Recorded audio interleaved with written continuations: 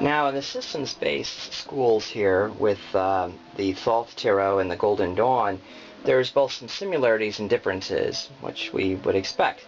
First, to begin off, this is moving back to the middle pillar, because 9 is in the middle of the pillar in the Tree of Life. It's used in both these systems. And it is, so it's in the Sephirah of the Sephiroth of Yesod, which is the moon or Luna. It's very subconscious, surreal. It's one of the first Sephirah, obviously, that you would go to when working a tree.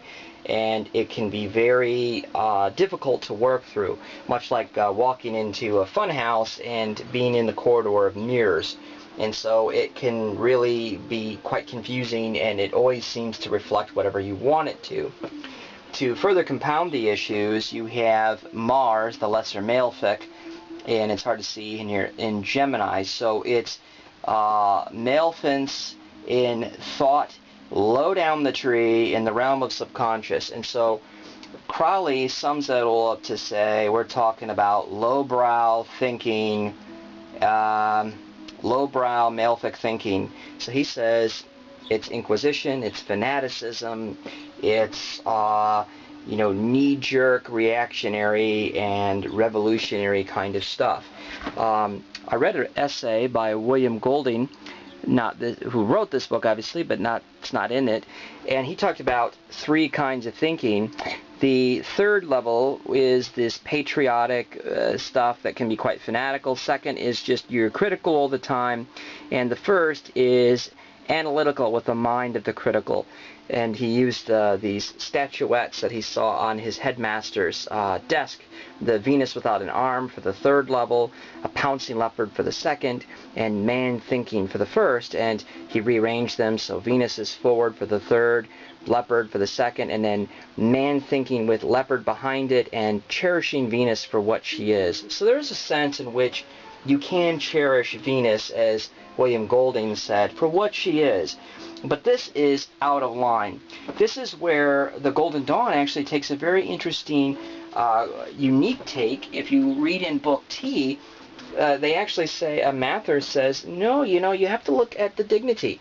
If it's ill-dignified, it's all the things that the Lord of Despair and Cruelty is that we don't like, which is the misery, the pain, the infliction, the cruelty, the violence, this low-level mob-like killing stuff. But if well-dignified, it can be all those positive qualities at that kind of low level, such as loyalty without necessarily a basis, and trustworthiness and caring and these sorts of things. So it really has quite a bit of a twist. The big point is somehow the center sword is supposed to divide these swords that were all originally unified. That's probably why Israel Regardie was not happy with Robert Wang's edition, because these swords are supposed to be parted more like here. The rose is gone because it's been destroyed and dismantled utterly. So there's an element also of that. In the Crowley deck, this is both the jagged swords, blood, there's also poison dripping. You can see just the faint hint of the currents in the background, again, that very haziness of Yesod. Over here, the card, it's important to know with the Labor T, it's actually called Violence. It's not called Cruelty. And here, obviously, we see 2 dead rabbits. It's not a nice thing. And there's this triumphant kind of soldier character who looks kind of vicious.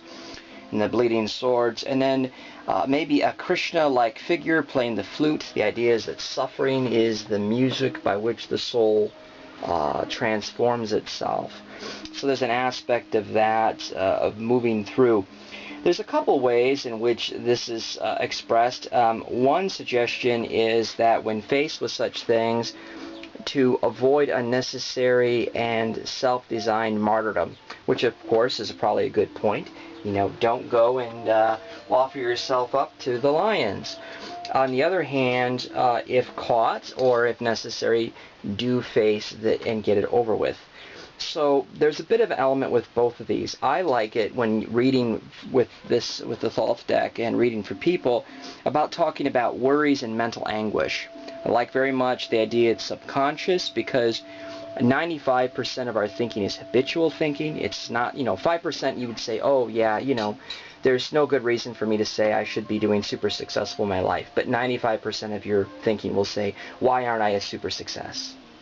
It's really habitual, and it takes a lot to change that. And so really this is habitual thinking and worrying and so forth and pain like that.